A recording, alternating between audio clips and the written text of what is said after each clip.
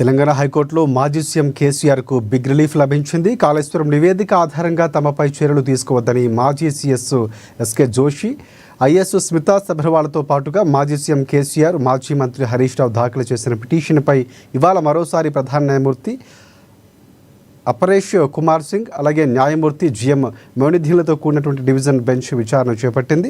ఇరుపక్షాల వాదనలు విన్న ధర్మాసనం తదుపరి విచారణను జనవరి 19వ తేదీకి వాయిదా వేసింది.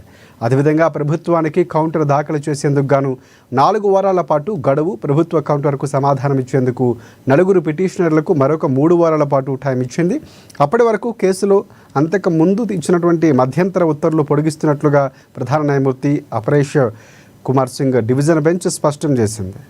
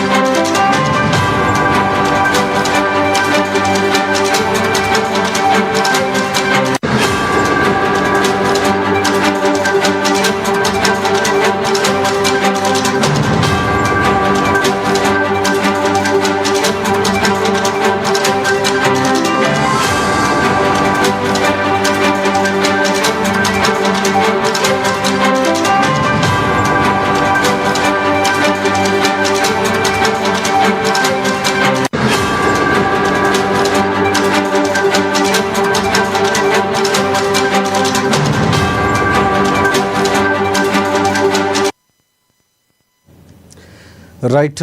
తెలంగాణ హైకోర్టులో మాజీ సీఎం కేసీఆర్కు బిగ్ రిలీఫ్ లభించింది. కాళేశ్వరం నివేదిక ఆధారంగా తమపై చర్యలు తీసుకోవద్దని మాజీ CS SK Joshi, IAS Smita సబర్వాల్తో పాటుగా మాజీ సీఎం కేసీఆర్, మాజీ మంత్రి హరీష్ రావు దాఖలు చేసిన పిటిషన్పై ఇవాళ మరోసారి ప్రధాన న్యాయమూర్తి అపరేష్ కుమార్ సింగ్, న్యాయమూర్తి జిఎం మౌనిధీలతో కూడినటువంటి డివిజన్ బెంచ్ విచారణ చేపట్టింది. ఇరుపక్షాల వాదనలు విన్న ధర్మాసనం తదుపరి విచారణను జనవరి 19వ తేదీకి వాయిదా వేసింది. అదేవిధంగా ప్రభుత్వానికి కౌంటర్ దాఖలు చేసేందుకు గాను 4 వారాల పాటు గడువు, ప్రభుత్వ కౌంటర్కు సమాధానం ఇచ్చేందుకు 4 పిటిషనర్లకు మరొక 3 వారాల పాటు టైం ఇచ్చింది. అప్పటి వరకు కేసులో అంతకుముందు ఇచ్చిన మధ్యంతర ఉత్తర్వులు పొడిగిస్తున్నట్లుగా ప్రధాన న్యాయమూర్తి అపరేష్ కుమార్ సింగ్ డివిజన్ బెంచ్ స్పష్టం చేసింది.